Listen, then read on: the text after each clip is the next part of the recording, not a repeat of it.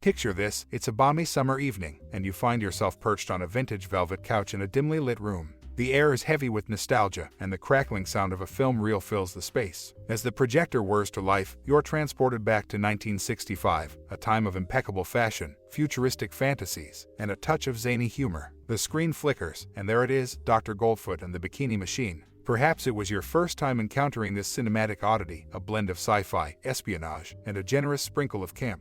Or maybe you're revisiting the memory of that unforgettable night when you stumbled upon this quirky masterpiece. The movie's title alone is enough to raise an intrigued eyebrow, promising a curious concoction of science and swimsuits. As the plot unfolds, you're drawn into a world where mad scientists, beautiful spies, and a battalion of bikini-clad fembots collide in a tale that's as outrageous as it is captivating. And oh, the moments that stick. The synchronized dances of those dashing androids, the over-the-top antics of the diabolical Dr. Goldfoot, and the sheer audacity of it all, it's a whirlwind of entertainment that leaves an indelible mark on your memory. Who could forget the clever gadgets, the outlandish outfits, and the unabashed commitment to embracing the absurd? But now, let's peel back the curtain and dive into some fascinating tidbits about this cult classic.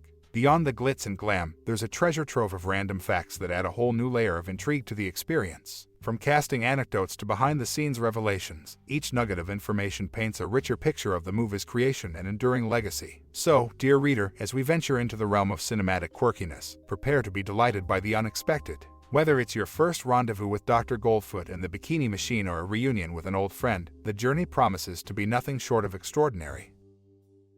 In 1965, the comedic film Dr. Goldfoot and the Bikini Machine emerged as a playful exploration of espionage and humor. This cinematic creation, directed by Norman Taurog, embraced a unique blend of sci-fi, comedy, and a touch of James Bond-esque intrigue. The story revolves around the eccentric Dr. Goldfoot, portrayed by Vincent Price, who creates seductive female robots to woo wealthy men into marrying them and then stealing their fortunes. This amusing plot unfolds as the bumbling hero, played by Frankie Avalon, joins forces with a government agent to thwart Dr. Goldfoot's mischievous plans. The film's intriguing premise and offbeat humor gave rise to a distinctive style that straddled genres, offering audiences a lighthearted escape. While not a cinematic masterpiece, Dr. Goldfoot and the Bikini Machine left an imprint on popular culture, contributing to the era's fascination with espionage and the burgeoning sci-fi comedy subgenre. Its legacy endures as a nostalgic reflection of 1960s entertainment, showcasing the era's playful creativity and unconventional storytelling. Dr. Goldfoot and the Bikini Machine, the zany 1965 film that brought together madcap humor and espionage intrigue, holds a hidden tale of transatlantic nomenclature. In a twist of legal wrangling, the movie faced a lawsuit from a London-based doctor who coincidentally shared the name Goldfoot. This led to an altered title, Dr. G and the Bikini Machine, for the film's UK release. The comical caper follows the escapades of the titular Dr. Goldfoot, played by Vincent Price, as he deploys a squad of bikini-clad female robots to seduce and rob wealthy men. While the movie's plot navigates through these humorous misadventures, keen-eyed viewers might spot a familiar street winding its way into the narrative. During the film's exhilarating chase scenes, a car races down the famously crooked Lombard Street in San Francisco. With its 8 hairpin turns, Lombard Street stands as one of the world's most convoluted thoroughfares. So treacherous are these bends that even tour buses are barred from traversing them. But the influence of Dr. Goldfoot and the Bikini Machine extends beyond its quirky storyline and daring street pursuits. The film, alongside its sequel Dr. Goldfoot and the Girl Bombs, is reputed to have significantly shaped the irreverent spirit of the Austin Powers films. The latter franchise, known for its unabashed play on espionage tropes and flamboyant characters, borrows a page from the Goldfoot playbook, injecting a dose of cheeky humor into the world of secret agents. In the annals of cinematic history, Dr. Goldfoot and the Bikini Machine remains a curious chapter, where legal disputes, San Francisco's twistiest street, and a comedic legacy converged in unexpected ways. Whether one remembers it for its bot-driven antics or as a trailblazing inspiration for international spies with groovy attitudes, this film holds a distinctive spot in the tapestry of 1960s cinema. And that, dear readers, is the enigmatic tale of Dr. Goldfoot and the Bikini Machine, a movie that entertained, influenced, and left its mark on the silver screen. Dr. Goldfoot and the Bikini Machine, a playful parody of espionage and escapades in the vibrant cinematic landscape of 1965. American International Pictures ventured into uncharted waters with their ambitious production, Dr. Goldfoot and the Bikini Machine. This silver screen spectacle, boasting a budget exceeding $1 million, marked a watershed moment for the studio, as it emerged as their most expensive endeavor to date.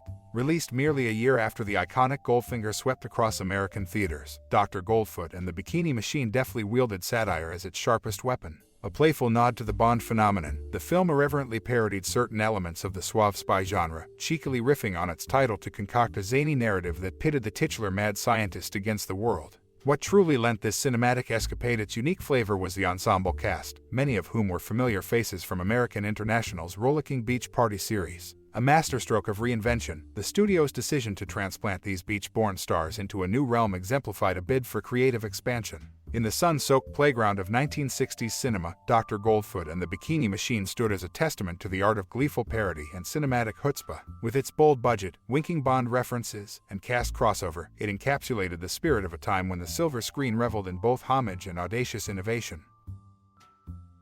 The Dungeon Dilemma, vintage Vincent Price takes center stage in Dr. Goldfoot and the Bikini Machine in the whimsical world of 1960s cinema. The 1965 film Dr. Goldfoot and the Bikini Machine stands as a quirky testament to its era. Amidst the groovy tunes and comedic escapades, one particular sequence emerges as a tantalizing enigma that links back to the works of horror maestro Edgar Allan Poe. The movie's dungeon and torture scene, a curious blend of comedy and suspense, takes an unexpected turn as it incorporates footage of none other than Vincent Price. These long shots, borrowed from Price's earlier role in The Pit and The Pendulum, add a dash of the macabre to the film's lighthearted tone. The artistry behind this sequence owes its brilliance to the shared creative mind of art director Daniel Haller. Known for his work on Poe adaptations in collaboration with Roger Corman, Haller weaves a visual thread that connects Dr. Goldfoot with Price's eerie past. The masterful interplay between horror and humor encapsulates Haller's prowess and lends a touch of gothic nostalgia to the film. This cinematic curio was just the beginning of the Dr. Goldfoot saga. Riding on the success of the first installment, the creators devised the wild, weird world of Dr. Goldfoot, a made-for-TV special that offered a tantalizing taste of the film's musical sequences. This clever promotional move laid the groundwork for the franchise's next venture, Dr. Goldfoot and the Girl Bombs, which detonated onto the screen a year later. The legacy of Dr. Goldfoot continued to unfurl, leaving an indelible mark on the whimsical landscape of 1960s pop culture. As we delve into this world of bikinis, bombs, and bizarre escapades, the actors themselves undergo a delightful switcheroo. Frankie Avalon, who essays the role of Craig Gamble, finds himself in a reversal of fortunes in comparison to his part in Ski Party, where he portrays Todd Armstrong.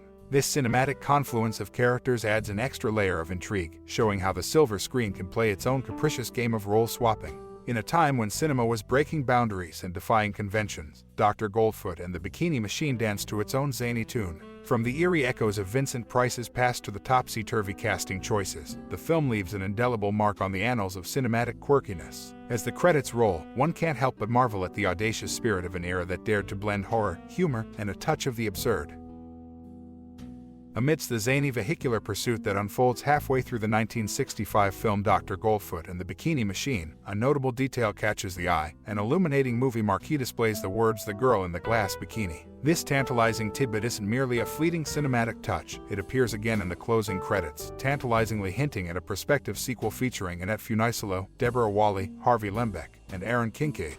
While the sequel did indeed come to fruition, it veered off course from its initial promise. None of the aforementioned stars graced the screen in the follow-up, which was ultimately red-idled Dr. Goldfoot and the Girl Bombs. However, the intrigue doesn't end there. In a 1987 interview with David Del Valle, the venerable Vincent Price, who played the titular character, reflected on the film's potential. "It could have been fun, but they cut all the music out," he lamented, revealing a missed opportunity to elevate the cinematic experience. Adding yet another layer of connectivity within the American International Pictures realm, several cast members experienced a cinematic crossover. Dwayne Hickman, Annette Funicello, and Harvey Lembeck, familiar faces from Dr. Goldfoot and the Bikini Machine, reunited in the AIP production How to Stuff a Wild Bikini. This shared universe of sorts showcases the interconnectedness of the era's cinema. In the annals of film history, Dr. Goldfoot and the Bikini Machine remains a colorful chapter, with its convoluted sequel trajectory, missed musical harmony, and the weaving together of familiar faces across different celluloid escapades. A testament to the multifaceted tapestry of 1960s cinema, this film continues to intrigue and beguile, a shimmering relic of a bygone era.